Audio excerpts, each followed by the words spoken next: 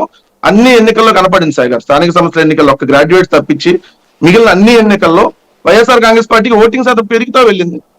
అట్లా పెరగల 50% తక్కువ ఏ ఎన్నికల్లో రాలా మాకు. 50 పైన 60%, 65% కూడా వచ్చింది. 87 మున్సిపాలిటీలకు ఎన్నికలు తప్పితే 84 కొట్టాం. 13 కార్పొరేషన్కి ఎన్నికలు తప్పితే 13 కొట్టాం. ఈవెన్ మా మీద టీచర్స్ అందరూ వ్యతిరేకంగా ఉన్నారు ప్రచారం చేశారు కదా, ఆ టీచర్స్ ఎమ్మెల్సీ కూడా రెండు ఎమ్మెల్సీ టీచర్ ఎమ్మెల్సీలు కూడా వైఎస్ఆర్ కాంగ్రెస్ పార్టీ గెలిచింది. సో ఈ రోజు రాజ్యసభలో తెలుగుదేశం 0, తెలుగుదేశం రాజ్యసభ 0. 1982లో పార్టీ పెడితే ఇప్పటికి 2024 అంటే దాదాపుగా 42 ఏళ్లలో తెలుగుదేశం పార్టీ 0కి వెళ్ళింది రాజ్యసభలో. ఎమ్మెల్సీలు కూడా ఆల్మోస్ట్ వాళ్ళు ఖాళీ అయ్యారు. 4 ఎన్నో ఉన్నట్టున్నాయి వాళ్ళకి ఎమ్మెల్సీ, 4-5 ఓవరాల్ గా. రేపొద్దున అది కూడా పోతుంది. సో అసెంబ్లీ పార్లమెంట్ లో కూడా వాళ్ళకి 0 చేయాలనేది మా టార్గెట్. సో ఖచ్చితంగా వాళ్ళు ఎన్ని పార్టీలు కలిసి వస్తాయా, కలిసే రండి, నో ఇష్యూ. ఇక్కడ జగన్మోహన్ రెడ్డి గారు ఒక్కడే, బట్ ఒంటరి మాత్రం కాదు, వైఎస్ఆర్ కాంగ్రెస్ పార్టీగా ఒక్కటే. బట్ మా వెనకాల లక్షలాది మంది వైఎస్ఆర్ కాంగ్రెస్ పార్టీ కార్యకర్తలు ఉన్నారు, కోట్లాది మంది ప్రజలు ఉన్నారు. మా ప్రభుత్వం ద్వారా ప్రజలకి మంచి జరిగితే ఓటేయండి.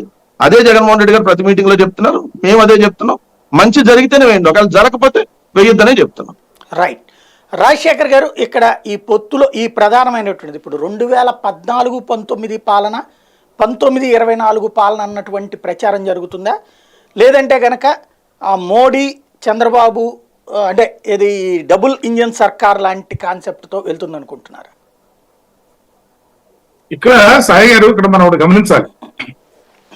భారతీయ జనతా పార్టీ వ్యూహంతో ముందుకెళ్తుంది. జనసేన తెలుగుదేశం పార్టీ వాళ్ళు ఒక ఏదైతే ఒక లక్ష్యంతో వాళ్ళు ముందుకెళ్తున్నారు. వీళ్ళ లక్ష్యం ఏంటి?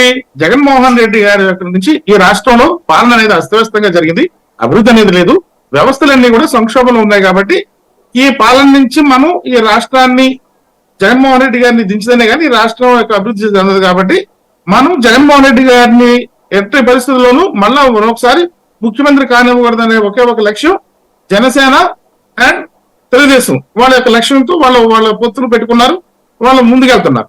ఇప్పుడు బీజేపీ వ్యూహం ఏంటి?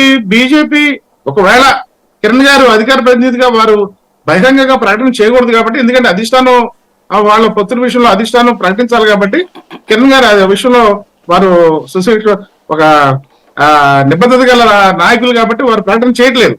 కాబట్టి ఒకవేళ పొత్తే కనుక కుదిరినట్టయితే వాళ్ళు బీజేపీ వీళ్ళిద్దరితో పొత్తు పెట్టుకోవడం కావాల్సింది ఏంటంటే అదొక వ్యూహం. ఇందాక చెప్పుకున్నాం మనం, భారతదేశంలో 370 స్థానాలు భారతీయ జనతా పార్టీ పేరు మీద గెలవాలనేది భారతీయ జనతా పార్టీ యొక్క వ్యూహం. ఆ వ్యూహంలో భాగంగానే ఆంధ్రప్రదేశ్ లో కూడా పొత్తు కనుక ఒకవేళ పెట్టుకునేటట్టయితే కేవలం